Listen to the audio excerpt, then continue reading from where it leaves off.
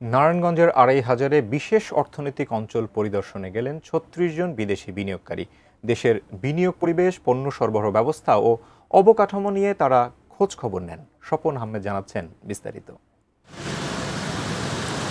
বাংলাদেশ বিনিয়োগ সম্মেলনের দ্বিতীয় দিন সকালে নারায়ণগঞ্জের ২৫০০-এ বিশেষ অর্থনৈতিক অঞ্চল পরিদর্শন করেন চীন, জাপান, সৌদি, আবুধাবি, যুক্তরাষ্ট্র, ভারত ও প্রবাসী বাংলাদেশি সহ ৩৬ বিনিয়োগকারী। সেখানে তাদের সংবর্ধনা জানায় বিএসআইজেড কর্তৃপক্ষ।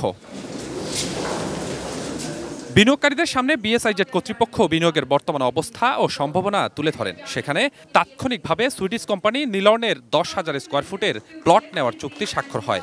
এরপর তারা বিনিয়োগ পরিবেশ, পণ্য সরবরাহ ব্যবস্থা ও অবকাঠামো বিষয়ক খোঁজখবর নেন।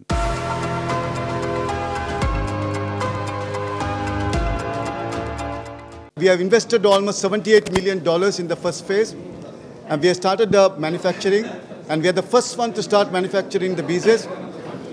And we plan to grow, and we plan to invest further as the country grows, and we will be there to support the economy. Government visa এবং বিএসসি যে ফ্যাসিলিটিসগুলো, যে ইনসেন্টিভসগুলো আমাদেরকে দেবেন বলে তারা কমিটমেন্ট করেছেন, এটা যেন কন্টিনিউ করেন। প্রধান উপদেষ্টার উপপ্রেস সচিব আজাদ মজুমদার জানান, বিনিয়োগকারীদের টানতে নতুন করে পলিসি নিয়েছে সরকার। এরই মধ্যে কয়েক মিলিয়ন ডলারের বিনিয়োগ এসেছে।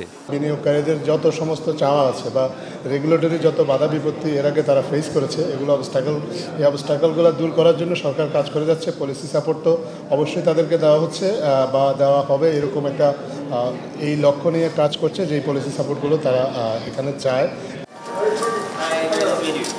দেশের অর্থনীতি উন্নয়নে সরকারের পক্ষ থেকে নেওয়া হচ্ছে নানা ধরনের উদ্যোগ। বিদেশি বিনিয়োগকারীদের আকৃষ্ট করতে তাদেরকে নিয়ে যাওয়া হচ্ছে বিভিন্ন অর্থনৈতিক জোনগুলোতে।